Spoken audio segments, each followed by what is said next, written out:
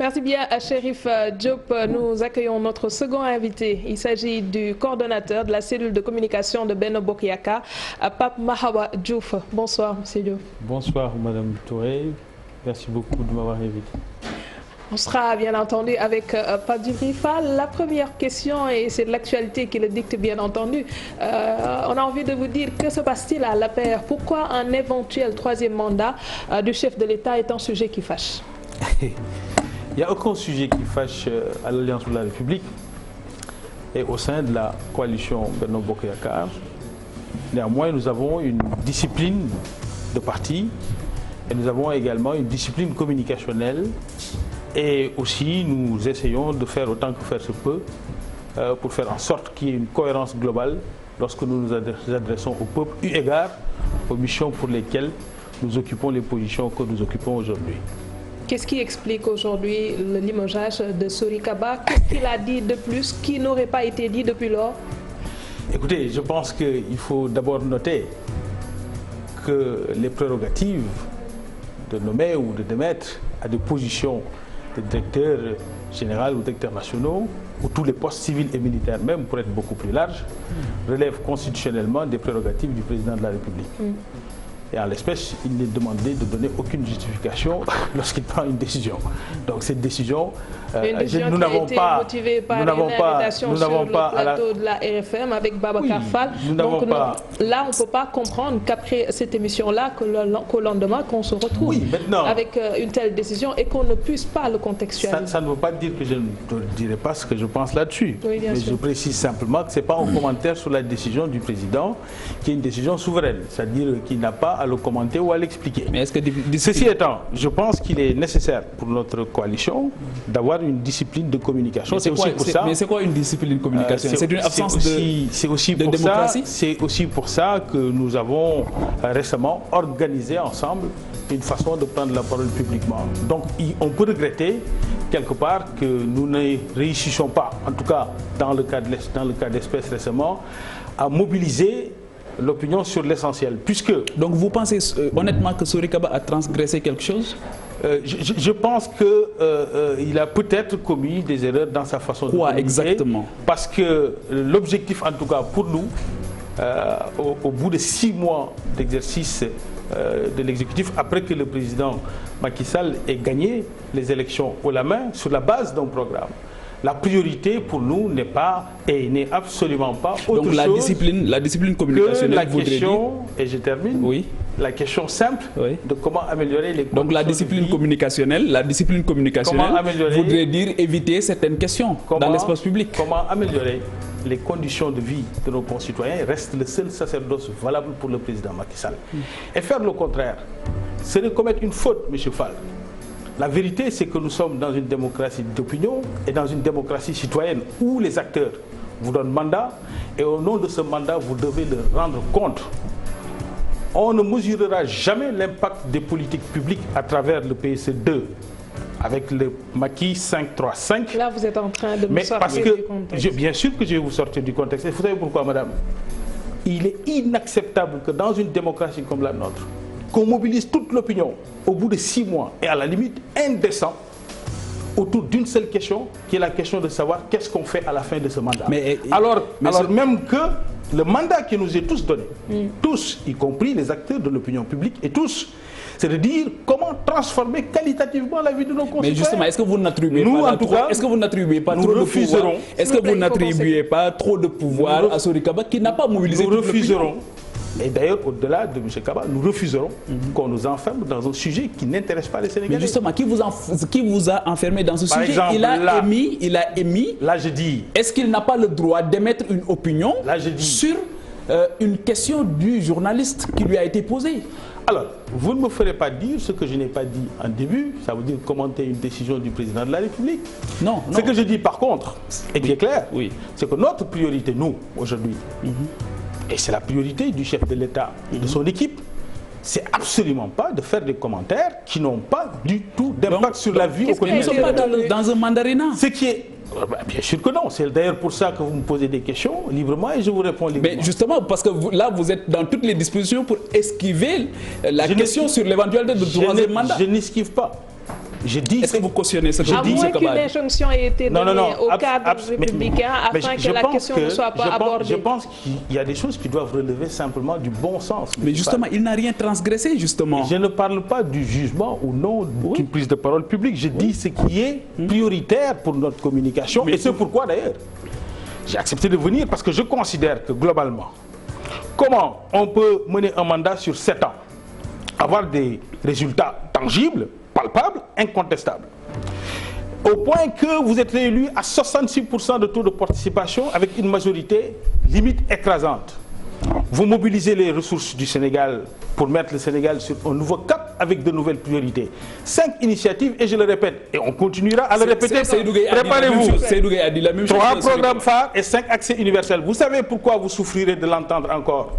Parce que c'est sur cette base, en effet, que les Sénégalais ont voulu donner encore confiance, avec fermeté et détermination au président Sall. Voilà pourquoi nous insistons. Nous parlerons de comment faire en sorte qu'on ait accès le maximum possible à l'électrification rurale, à l'eau potable, et qu'on transforme la vie quotidienne des Sénégalais. C'est ça la seule et unique priorité. Justement, peut-être que la nature a horreur du vide. Peut-être que justement, ces 5 programmes... Et 5 initiatives. Ces 5 initiatives et 3 programmes, justement, et 5 accès universels. Mais 5, 3, 5. Non, justement, c'est parce que peut-être que ces programmes-là et ces initiatives ne sont pas au cœur du débat que les acteurs politiques, quand même, trouvent le temps de discuter de ça, justement parce que celui qui est en cause ici, celui qui est en cause pour ne pas le nommer, est directeur, était jusque-là directeur des Sénégalais de l'extérieur, était aussi un membre de l'APR. Et si aujourd'hui il trouve à parler d'autres choses, justement c'est parce que peut-être que ce débat-là ne se pose pas actuellement. Je crois que vous ne m'avez pas compris. Je n'ai pas essayé de commenter la décision du président de la République, j'ai été très précis là-dessus. Oui, justement, vous ne totalement. Non, c'est un principe. Vous, d'ailleurs, vous ne devrez pas. Puisque le président de la République lui-même nomme à tous les emplois. Mais il n'est pas Dieu. Non, il n'est pas tenu. Mais il n'est pas Dieu. Justement, ces décisions peuvent être contestées. Non, mais ces décisions peuvent être contestées, M. Diouf. Non, bien sûr, mais je dis juste qu'il n'est pas tenu de l'expliquer. Et nous n'avons pas d'obligation de le commenter. Mais nous avons le fait. Mais on peut s'interroger. Laisse-le terminer. Mais je dis juste que c'est un fait qu'on constate et c'est tout. Mais ce que je regrette, par contre, en tant que coordinateur de la cellule communication de Benno Bokk Yakaar, c'est qu'on mette des sujets qui sont de second intérêt au centre. Puisque les Sénégalais n'ont pas élu le candidat de la coalition Benno Bokk Yakaar au nom simplement du 3e, 4e, 6e ou 7e ou je ne sais quel mandat et de quelle chimère, mais simplement pour un programme et une vision pour transformer qualitativement la vie des Sénégalais au quotidien. 5 initiatives très grandes, 3 programmes et 5 accès universels avec comme but de consolider les acquis qui ont eu lieu en 7 ans, de monter encore d'un palier significatif dans la marche vers l'émergence pour 2035. Et ça, on doit pouvoir en parler au bénéfice exclusif des Sénégalais. On ne peut pas et on n'acceptera pas qu'on nous impose un débat qui, au fond, n'intéresse pas nos compatriotes. Vous disiez tout à l'heure que vous aviez eu à vous rencontrer pour discuter de votre stratégie de com et tout cela. Comment se fait-il aujourd'hui qu'à chaque fois qu'il y a un leader qui sort au niveau de la mouvance présidentielle, que quelque part on voit une vague d'autres leaders sortir pour réagir, alors qu'à mon humble avis, si cette rencontre avait été faite en amont, vous auriez pu vous concerter de telle sorte qu'il n'y aurait pas eu ce cafouillage-là. Je parle de Yakham Mbaye qui est sorti pour dire quelque chose et ainsi de suite. Donc il y a eu beaucoup de leaders qui sont sortis pour décrier ce qui s'est passé. Bon, comment se fait-il qu'aujourd'hui... Nous avons entendu le camarade Yakham Mbaye qui est sorti pour faire quelques précisions. Il avait bien raison. C'était dans le cadre de la communication, de la discipline communicationnelle. Mais il avait bien raison de le faire. Ceci étant, je pense que l'objet de ce séminaire était donc effectivement pour consolider notre stratégie. Et le principe naturel d'une stratégie, c'est de ne pas être public de toute manière. Mais soyez sûr d'une chose, l'objectif c'est d'être beaucoup plus performant. Nous l'avons été par le passé. Nous devons l'être davantage sur les prises de parole publiques. Nous devons l'être davantage sur la consolidation et l'harmonisation des éléments, en tout cas de contenu, et la co-construction de l'argumentaire. Ça c'est sûr. Et nous allons poursuivre dans cette voie. La seule chose qui est importante, c'est qu'on se rappelle toujours, et ça c'est le credo de notre leader, le président Sall, c'est de comprendre que le pouvoir vient d'abord des populations. C'est ce qu'il a fait en 2012, ne l'oublions jamais. Il a fait 80 000 km pour gagner dès le premier virage. Mais c'est important. Vous savez pourquoi? On va revenir sur les 7 ans du mais vous savez pourquoi c'est important? Je vais juste vous dire pourquoi. Il y a eu d'autres leaders de la mouvance présidentielle qui sont sortis, qui ont eu des positions qui ont été assez décriées, et pourtant le chef de l'État n'a pas eu la main aussi lourde que sur ce cas précis. Je ne peux pas être là à citer. C'est pour cela d'ailleurs, j'ai bien fait. On les entend avoir des positions assez gênantes. C'est pour ça que j'ai bien fait de vous dire dès le départ. Et je le répète, c'est important, le président de la République nomme à tous les postes civils et militaires et n'est pas tenu de s'expliquer sur le sujet. Et je ne suis pas là pour l'expliquer. Mais nous avons le droit de Je dis juste une chose. Nous avons le droit tout comme vous commentez, donc j'ai la liberté aussi, moi, de commenter. Et c'est ce que je fais. Nous sommes dans une démocratie. Et je le fais en disant ceci. La ligne politique du chef de l'État, c'est un projet politique qui s'appelle le plan Sénégal émergent. On ne peut pas ne pas en parler, madame. Vous savez pourquoi? Si on arrête de parler de politique et de programmes de politique publique, nous parlons de détails. Il faut que nous arrêtions de parler de détails et qu'on parle de comment transformer qualitativement la vie de nos compatriotes. Il faudrait alors qu'on vous invite sur un autre plateau pour parler du plan Sénégal émergent. Encore une fois, ce n'est pas l'objet de cette tribune. J'en reviens encore à 2 autres limogeages. Celui de Moustapha Ka, le directeur des droits de l'homme. On a également Samba Ndiaye Sek, qui est le directeur de cabinet du secrétaire d'État chargé de la promotion des droits humains et de la bonne gouvernance, j'en passe. 2 autres limogeages qui coïncident également avec le retour de voyage de Genève, là où ils ont eu à tenir des propos concernant la réhabilitation de Karim Wade. Une autre sanction, on va dire. Alors, je ne considère pas là-dessus, encore une fois... Non, j'ai commenté précédemment et je vais continuer de commenter. Je n'ai pas commenté dans le même sens que vous le souhaitiez, mais mon commentaire était très clair et précis. Là aussi, je vais faire un autre commentaire, en espérant que ça aille dans le même sens que vous le souhaitez, mais ce serait une surprise tout de même. Je pense que, en vérité, la ligne de l'État du Sénégal n'a jamais changé sur cette affaire du groupe du Comité des Nations Unies sur les questions des droits humains. Depuis le début, le Sénégal reste sur sa ligne. La souveraineté judiciaire, du point de vue des politiques judiciaires du Sénégal, ne change pas, elle est souveraine. Le communiqué du ministère des Affaires étrangères vient confirmer en tout cas cette affaire en précisant que la ligne du Sénégal reste constante et donc un peu le portage des fonctionnaires n'a vraisemblablement pas été sur la même ligne que la ligne du Sénégal et donc en conséquence très probablement c'est ça qui doit justifier qu'ils aient été relevés de leurs fonctions. Des propos qui n'ont pas été disons discutés de concert avec la tutelle, ça beaucoup se le demandent. Les commentaires sont libres mais les faits sont têtus et là en l'occurrence les faits sont simples. La constance de la ligne de l'État. Le communiqué du ministère confirme que la ligne de l'État n'a pas changé de ce point de vue, pas plus qu'hier, qu'aujourd'hui la souveraineté de l'autorité de la chose jugée reste ce qui est ici. Mais comment se fait-il que les postes les fonctions qu'ils occupent, comment se fait-il qu'ils puissent se gourer à ce niveau-là? Qu'est-ce qui s'est passé en réalité? Alors ça, vous pouvez le demander lorsque vous les rencontrerez. Mais ce qui est constant, c'est que des avis d'experts ne peuvent pas remplacer nos juridictions nationales. Ça, c'est une chose. La seconde chose, c'est que la réconciliation ne signifie absolument pas de faire en sorte qu'il y ait une réhabilitation judiciaire, d'ailleurs qui n'existe pas dans notre lexique, en tout cas dans notre lexique judiciaire. Vous parlez de quelle réconciliation? Lorsqu'on parle de rapprochement, en tout cas qu'on a observé entre... Mais où est le rapport? Non, mais où est le rapport? Parce que le rapport a été publiquement insigné par... Mais nous, on parle du comité des Nations Unies, on comité du comité des droits des humains. Je vais préciser. Pourquoi vous évoquez les réconciliations? Est-ce que vous pensez qu'aujourd'hui, refuser les recommandations du comité des droits humains pourrait remettre en cause aujourd'hui les réconciliations qui ont été supposées? Il a été évoqué par certains de vos confrères l'idée que finalement les gens sont en train de négocier derrière le peuple sénégalais. Ce n'est pas dans le style et dans la façon de faire de la majorité actuelle. C'est ça que je voulais préciser.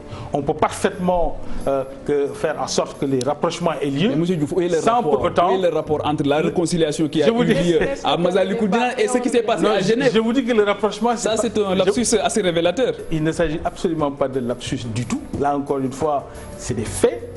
Il y a certains de vos confrères qui ont émis ce rapprochement et je fais un commentaire pour préciser la chose. Il ne faut absolument justement pas faire ce rapprochement, cela n'a rien à voir. C'est ce que je voulais préciser. Ensuite, rappelez que, en fait, ce comité des droits humains avait, à l'époque, en 2016, évoqué le sujet et on se souvient La partie sénégalaise qui n'avait pas été écoutée par ce comité pour raison de forclusion avait tiré ses conclusions qu'exclusivement sur la base de la contribution des avocats, sur la base en tout cas de la contribution des avocats de M. Karim Wade. Mais en l'espèce, la ligne de l'État ne change pas là-dessus. Mais Moustapha Ka a bien maintenant, oui. le portage par des fonctionnaires n'a pas fonctionné, n'a pas été efficace. Mais Moustapha Ka a dit dans sa communication quelque chose qu'il faut aussi qu'il faut aussi faire remarquer. Il dit justement que lui, il est au cœur des affaires et qu'aujourd'hui, il y a des études qui sont en train d'être faites pour voir les conditions de révision du procès de M. Karim Wade. Mais que voulez-vous que je vous dise, M. Fall? L'État, dans ses instances les plus légitimes... Mais c'est l'État qui était à Genève, dans justement. ses instances les plus légitimes, et je vais aller jusque-là, oui. Les plus légitimes pour parler du sujet, vous dit dans un communiqué public que tout ceci ne revendique absolument pas, ne reflète absolument pas la politique de l'État en la matière.